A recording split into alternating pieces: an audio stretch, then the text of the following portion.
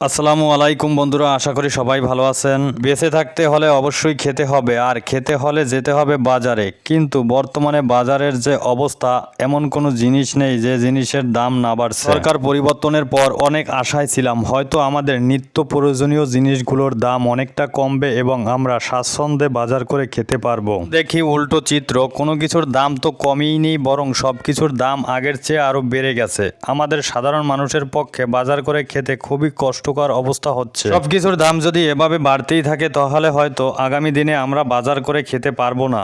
বর্তমানে বাজারে সব ধরনের মাছের দাম বেড়ে গেছে কেজিতে 20 থেকে 30 টাকা, 50 টাকার চেয়েও বেশি।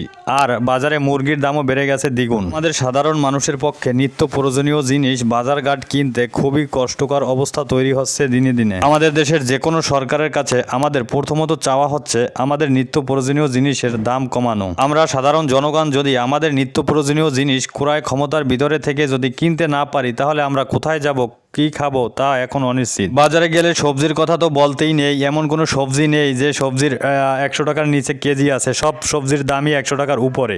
আর বর্তমানে শীতে অনেক সবজি উঠেছে বাজারে, কিন্তু সব কিছুর চেয়েও অধিক পরিমাণে দাম। বাজারে এখন অনেক ধরনের সবজি পাওয়া যাচ্ছে, কিন্তু আমাদের দুর্ভাগ্য হলো সে সমস্ত সবজির প্রচুর দাম। সারা বছর পর আমরা অপেক্ষায় থাকি শীতের। শীত আসলে বিভিন্ন ধরনের সবজি পাওয়া যায়, সেই সমস্ত সবজি যদি আমরা বাজারে কিনতে যাই, এখন আমাদের পকেট ফাঁকা হয়ে যায়, এত পরিমাণে শীতের সবজির দাম বেড়েছে বাজারে। বন্ধুরা, আমার মতন এভাবে বাজারে গেলে কার কার মাথা ঘুরে যায় অবশ্যই কমেন্টে লিখে জানাবেন। বর্তমানে বাজার পরিস্থিতি কার কোন জায়গায় কিরকম দর অবশ্যই কমেন্ট করে জানাবেন। বন্ধুরা, আমরা যারা ফেসবুকে কাজ করি একে অন্যকে সাপোর্ট দেব এবং সবাই সবার ভিডিওতে গিয়ে সুন্দর গঠনমূলক কমেন্ট করব, তাহলেই এগিয়ে যাওয়া সম্ভব। আবার দেখা হবে। আল্লাহ হাফেজ।